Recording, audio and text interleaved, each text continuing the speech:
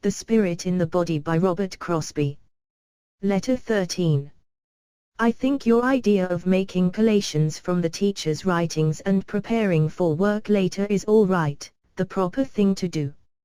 You will find in yourself the incentive as to time and place, having eyes and arms and feet in all directions. An open mind, an eager intellect, without doubt or fear, is the unveiled spiritual perception. You did a good work with the pamphlets already written, they are in use continually. The idea is to present what is beneficial for humanity in the most presentable form, a simple passing on of what was known before. I gave some of the pamphlets to send to an acquirer for reading and return. They should do good. The energy put in that work has already found many channels of usefulness of the best kind, and they are good for much more. No effort in right direction is lost. Further, it is a labor of love, and the feeling with which you endow your work goes with it. Properly performed, the result is sure.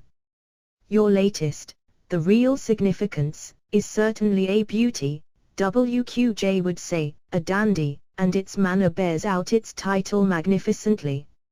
It is the best yet, so full of the most vital truths, things so easily comprehended by the wayfarer, and yet so full of the highest wisdom. It does me good. The introduction is in keeping with the statement below it.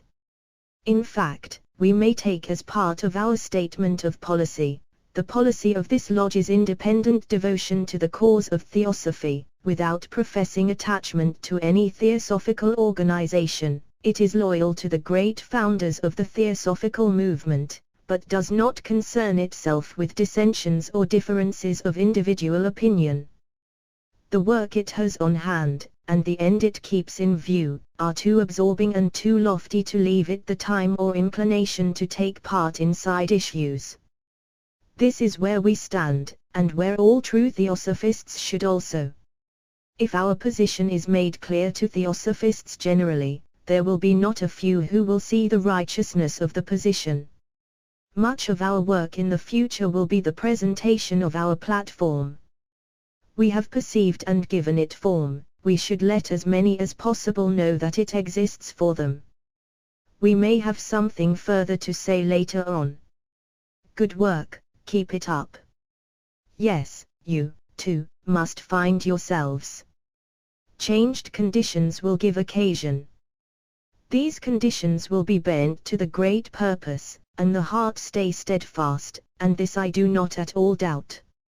Make your purpose the great purpose, and desire for personal growth will have little breathing space.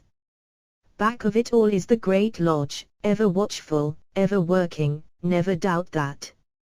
Theosophists often speak of getting rid of the personality, and, so far as observed, do not appear to have any clear idea of what they mean.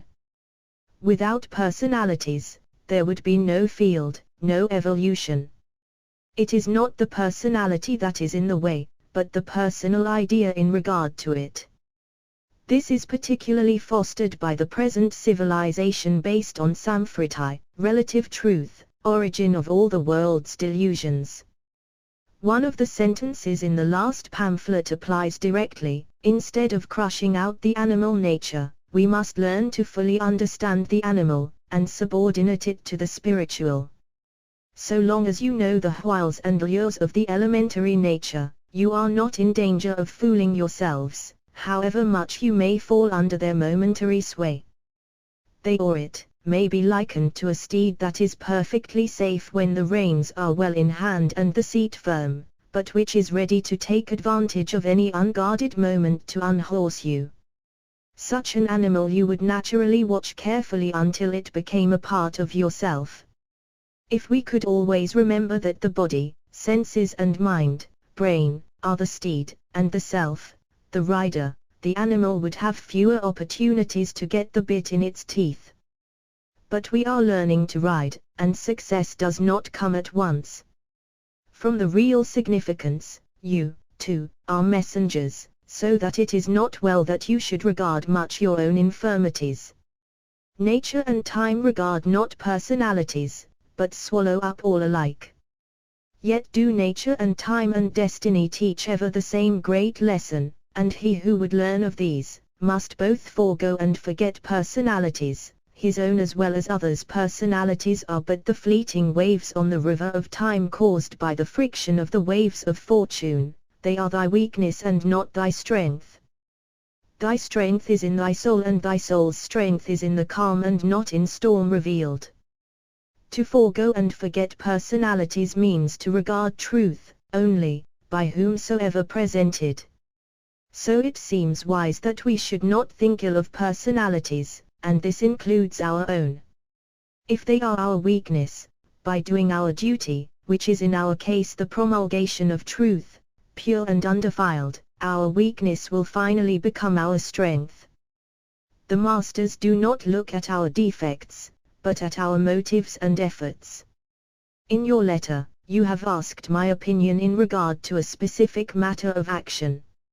On general principles one might answer such a question, but in particular cases, where all the elements that enter in can only be considered fully by the person involved, that person alone is competent to reply, or determine. In considering a question bearing on the ethics of any case, we have first to be sure that we have no prejudices or preconceptions that can interfere with correct conclusions, in other words, to be free from hard and fast conclusions as to men, things and methods. If we are thus free, we will not be liable to be swayed by the general classifications of good and evil, so common in the world, and the great error of the churches. The way is then open for the real point at issue, which to me is not what is done, but why was it done, the motive. Now who can answer this but the one who acts? If the act appears to him as a duty, and a proper one, he alone has paramount power, and there should be none to question a right to perform duty as it is seen and understood. It might very well be that another's acts would be improper for us, because of our different attitude. It might also be that our acts, seemingly proper to us, would to that other seem improper. From these considerations it would seem fair to deduce that the only correct sanction, and the one we should seek, would come from within. Of course, different attitudes of mind produce different actions in any given case. Those who have knowledge will not act from the same motive as those who have less knowledge or none. Those who have no knowledge act under the impulse of the common attitude or way of doing things. Those who are wise naturally take all possible results into account far as those views might interfere with larger duties and influence at other times. In fact, so many things have to be taken into consideration possible to be seen and applied by the person alone who is involved, that no direct answer can be given in any particular case.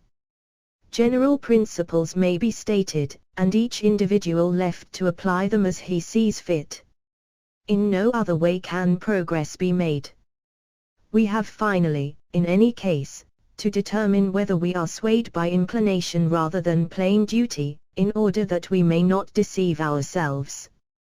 Whatever, then, is decided in all honesty with ourselves, is our duty, and no man is our judge,